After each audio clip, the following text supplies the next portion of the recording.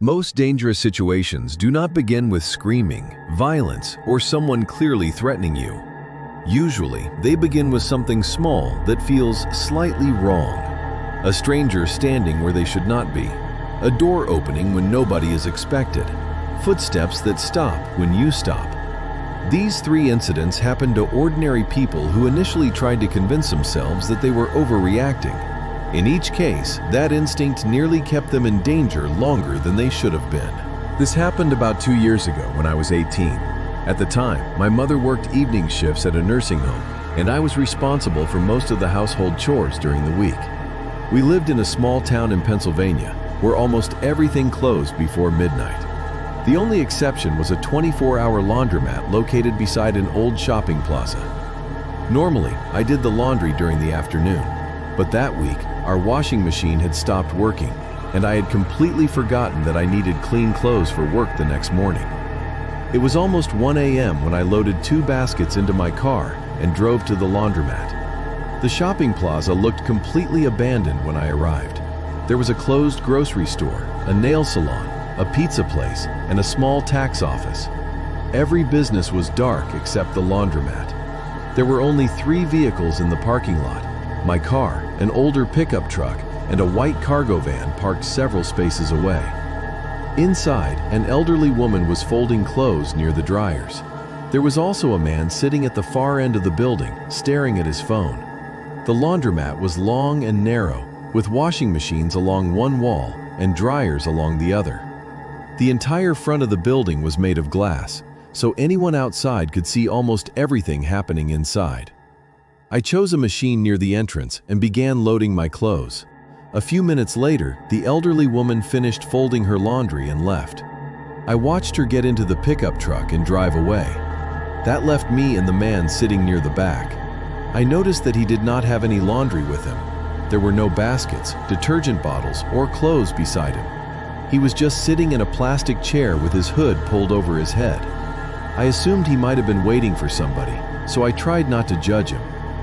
After starting the washing machine, I sat near the front window and began scrolling through my phone. Around 10 minutes later, the man stood up. He walked toward the entrance but stopped before reaching the door. Instead of leaving, he looked through the glass and stared toward the parking lot. Then he turned and looked directly at me. He asked whether the white van outside belonged to me. I told him it did not. He nodded and asked which car was mine. The question immediately made me uncomfortable. I pointed vaguely toward the parking lot without identifying my vehicle and said my brother was coming to pick me up. That was a lie. My brother lived in another state. The man stared at me for a few seconds before saying, "That's good. You shouldn't be out here by yourself." His tone did not sound concerned. It sounded almost disappointed. He walked outside and disappeared around the side of the building. At that point, I considered taking my wet clothes out of the machine and leaving. But I had already paid, and there were only about 15 minutes left in the cycle. I convinced myself that I was being paranoid. A few minutes passed without anything happening. Then I noticed movement outside the front window.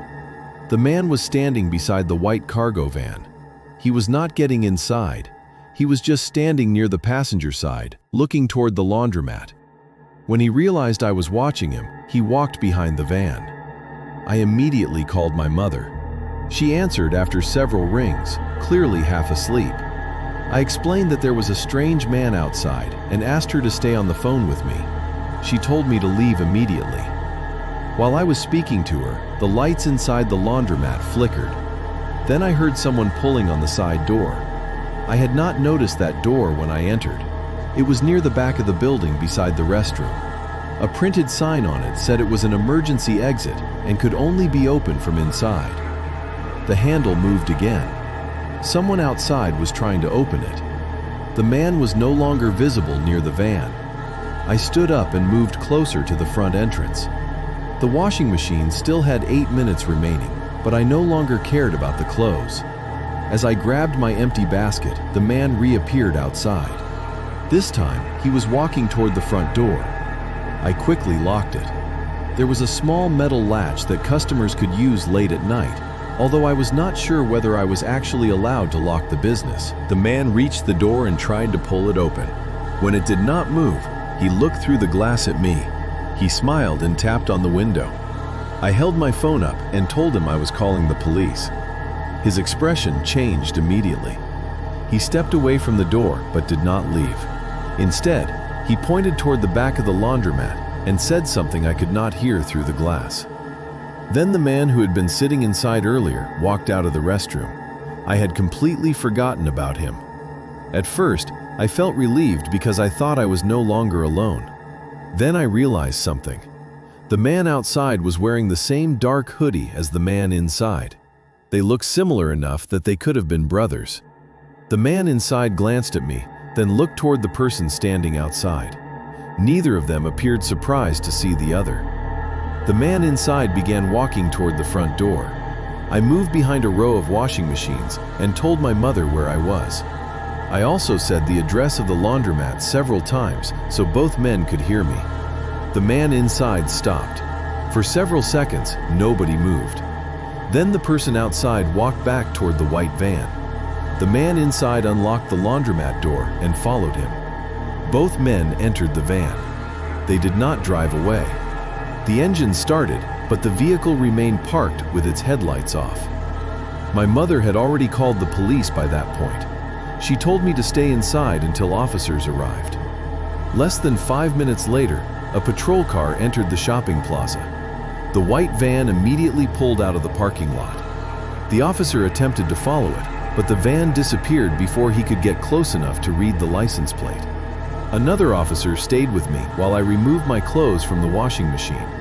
He checked the side of the building and found fresh scratches around the emergency door handle. Someone had apparently tried to force a tool between the door and the frame. The officer reviewed footage from a security camera facing the front parking lot.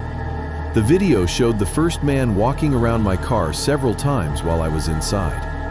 At one point, he tried the driver's side handle. The footage also showed the second man entering the laundromat nearly 20 minutes before I arrived. According to the officer, neither man had brought any laundry into the building. I never learned who they were or what they wanted. Maybe they only intended to steal my car. Maybe they were looking for money. Or maybe the situation was more dangerous than I understood. What bothers me most is how normal everything seemed at first. There were bright lights, security cameras, and another person inside the building. I assumed those things meant I was safe. But the other person was part of the reason I was in danger.